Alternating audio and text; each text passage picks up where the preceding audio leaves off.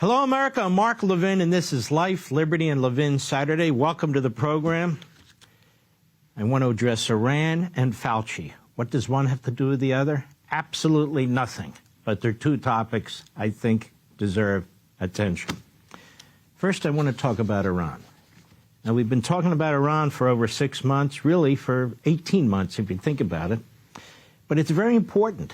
And I think first I want to lay the foundation for what has been done. Because what President Trump has done as commander-in-chief, no other president has done, and I don't think any other president will do, which is part of the problem. So let's look into this. First, the great successes that we've had on the battlefield under our commander-in-chief. Targeted strategic sites, including the Kandahar Maritime Control Tower, regional air defense systems, imposed and enforced blockades around major Iranian ports, and the Strait of Hormuz to restrict maritime capabilities and energy exports to the tune of almost $500 million a day, devastating the economy. Executed precision strikes against missile sites, drone manufacturing facilities, and Iran-aligned militia networks across the Middle East, severely disrupting local power grids, transport links, and trade routes to diminish the regime's financial capability to fund military operations. Damaged or disrupted over 85% of broader Iranian missile and drone industrial manufacturing bases. Disabled or destroyed roughly 40 to 50% of active mobile missile launchers, reducing the volume of subsequent attacks. United States and Israeli joint military operations have eliminated 49 of the top-tier Iranian leaders and senior commanders, including the Supreme Leader, the Defense Minister, and the Iranian Republican Guard Corps Commander, the severe decapitation of the upper echelon. Iran's nuclear program has been massively disrupted, but the obsession with the regime in producing nuclear weapons and the know-how remain, and only the regime's elimination will ensure that it can never produce such weapons again. And the regime has survived. So what needs to be done here? The president's getting a lot of advice from different advisors. Go heavy, don't go heavy, and so forth and so on. Well, here's what I think. Empower the Iranian people. I say this as an old Reagan guy who served in the Reagan administration for 8 years. And I saw it with my own 2 eyes that it works, that it destroyed the Soviet Union. And the people of Iran, they are good people. They want to overthrow this regime. And this is a ripe area that I don't think we're exploiting and I don't think we're using. The regime fears the Iranian people more than it fears anything else, including us or the Israelis. They fear their own people the most, because the regime in 1979 came to be by overthrowing the Shah, by lying to the people, by persuading the people, by using brute force, brutality, torture, rape, murder, anything they could. And they fear the people, which is why they have such a massive police state and why they're executing people as I speak. And we remember what took place a few months ago, 50,000 people murdered in 48 hours. We've never seen anything like that. There are, in fact, local opposition movements and organized resistance units in Iran.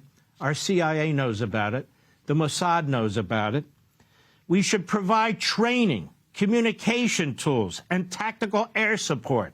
Supply them with weapons, intelligence, money, food, medical supplies.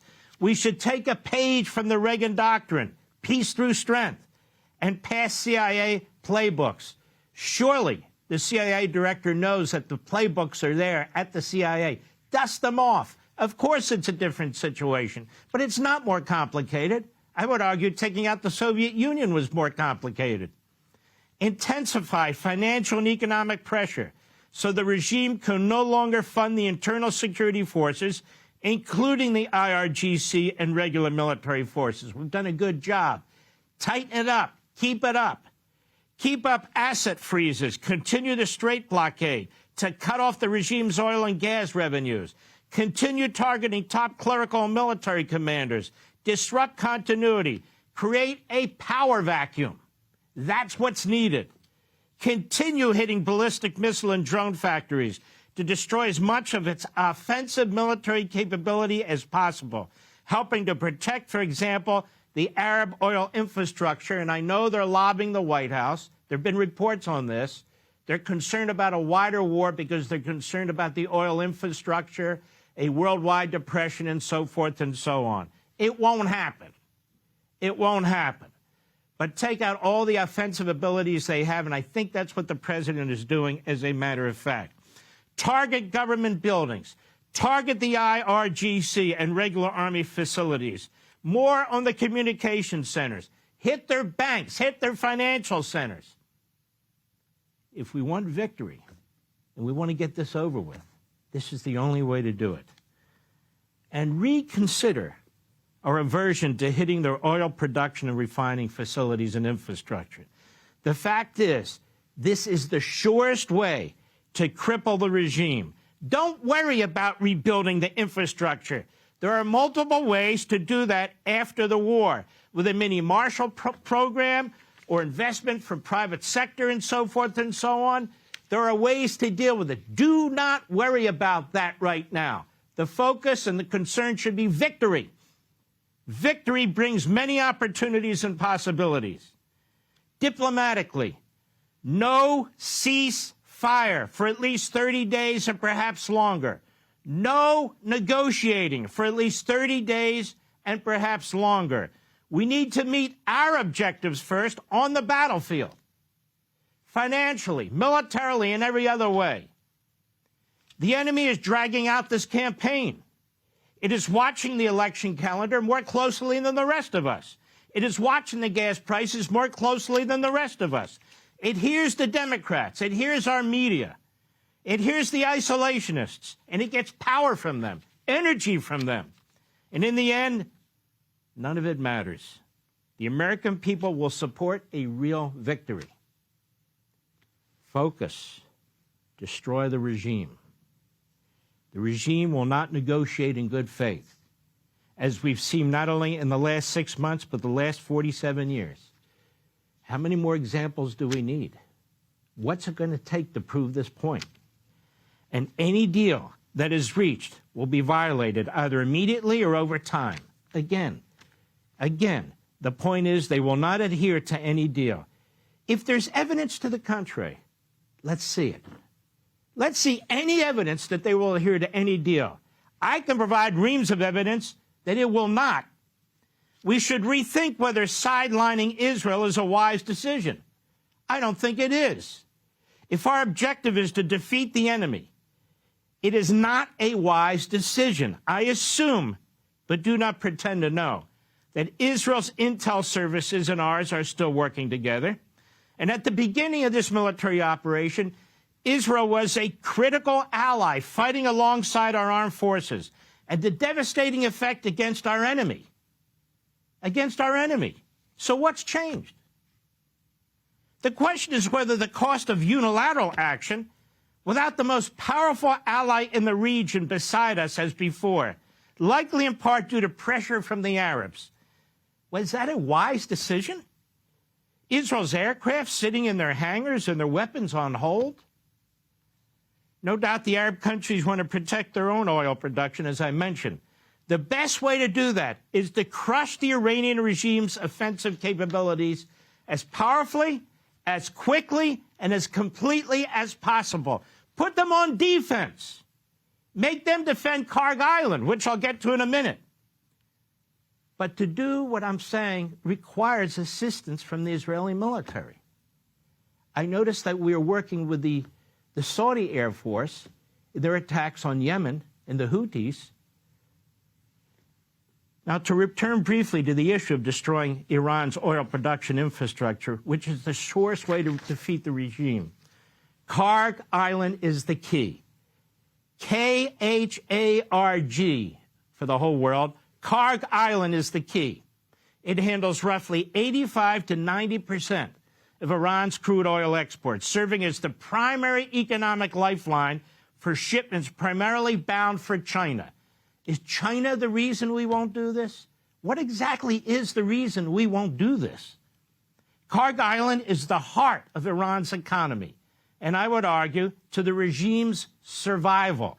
I think they're wondering why we haven't hit it and destroyed it, or why we haven't captured it and taken it over.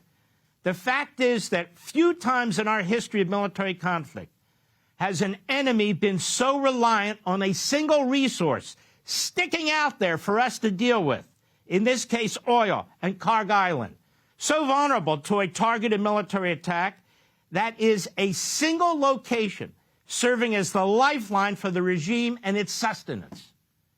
The destruction of Kharg Island, or the taking control of Kharg Island, will cause enormous difficulties and complications for the regime. I don't think it can survive it, quite frankly. While their exports have plummeted, Iran utilizes roughly 70% of its oil production domestically and expanded its land and floating storage buffers, avoiding total structural collapse of the wells, despite production shut-in threats from us. But these floating storage freighters are sitting ducks. If we choose to take them out as well, or some portion of them, it will again, like Kharg Island, I think have the effect that we're seeking, to bring them to their knees. It will certainly put the regime's leaders and their forces in the IRGC on defense. They won't be able to pay them. They won't be able to pay the regular army. They won't be able to pay the police. They're already having difficulty. It's sitting there for us to attack. To attack. The key now, in my view, the Iranian people and Kharg Island. The Iranian people and Kharg Island. And don't sideline the Israelis. They've got a lot of equipment, a lot of weapons, a lot of know-how, a lot of intelligence. I don't care what the Arabs say or what Iran and Turkey say. They're an ally. They helped us, and they can help us again. I want to address another matter. Anthony Fauci. Anthony Fauci wrote notes in a diary from early 2020 to December 2022 that spans 1,141 pages and is utterly damning. You saw some of that testimony, and you saw mostly Republicans criticizing him, and they should. The Democrats, to the extent any of them showed up, didn't seem to give a damn, did they? Fauci wrote glowingly of his massive media profile, his fan mail, the pop culture status that he had, rubbing elbows with actors and actresses and talking to them over the phone, his status alongside daily infection and death tolls in his diary. The diary revealed early discussions of a lab origin or genetic modification possibility. I discussed this on this network in 2021 with one of the great science writers of all time for the New York Times, and we discussed at length the possibility, and in my case, the likelihood, that that virus came out of that Wuhan lab, and we laid out the reason why, and that we funded it. We don't know for sure the origin of the virus. What I would like to see happen is for more and more people to consider the evidence, follow the chain of argument I've presented, and come to the conclusion that on present evidence is more likely that the virus escaped from a lab. Some scientists, Fauci acknowledges in his diaries, some scientists insisted the Wuhan lab was the source of the virus, which Fauci dismissed publicly as a conspiracy repeatedly. Animal to human jump took place, he argued. Fauci had publicly insisted the virus mutated and jumped from animals to humans at the Wuhan, China wet market. He wrote of his pushing local leaders in New York and California, to name a few, for school shutdowns and urging businesses to do the same. That conflicted with his public statements in House where he said he didn't push for those shutdowns, but he did. Those shutdowns caused tremendous damage, especially among preschool, kindergarten, and elementary school students. And these young children were the least affected by the virus. And as I mentioned, Fauci was obsessed with his media coverage, and his diary is filled with endless entries about radio interviews, TV interviews, podcast interviews, photo shoots. from masks to social distancing, widespread civil liberties violations in closing not just schools, but public facilities, private facilities, places of worship, parks, beaches, playgrounds in the most severely run blue states, even urging families not to attend Thanksgiving dinner while he had dinner with CNN's Jake Tapper. Just horrendous. The effect on our economy is still felt, with businesses shuttering, especially those in the hospitality business, was shocking. Even more, the loss of life was huge. And in New York, then Governor Cuomo's administration issued an order directing nursing homes to take in individuals who had the virus and were being released from hospitals. Again, something we broke, along with the Wall Street Journal, on radio. So the most vulnerable population, the elderly, were horribly exposed to the virus. The reason Fauci pled the fifth over and over and over again is because what his daily diary exposed was horrendous. And what many understood before the diary was released was a man who combined science with politics and self-promotion, one of the greatest failures of government and science in our history. This should be a lesson for all of us, that the concentration of government in all things, but especially healthcare for all, government-run healthcare, universal healthcare, Medicare for all, is a disastrous idea. People aren't perfect, and some are much worse. Power and fame in the hands of fewer and fewer masterminds is a dangerous combination. And never forget how easily and quickly your civil liberties were attacked, controlled, and regulated, especially in blue cities and states, in the name of health and the greater good of society.